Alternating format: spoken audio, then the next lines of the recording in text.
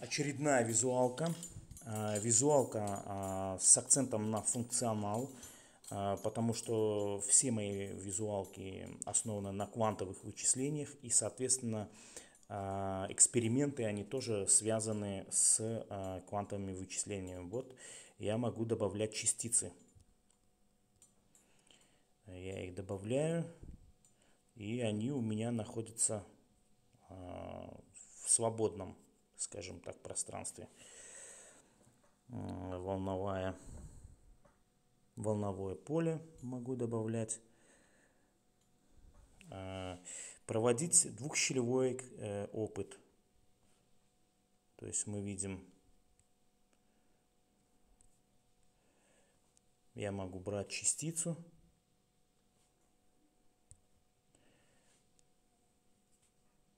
и ее оттягивать.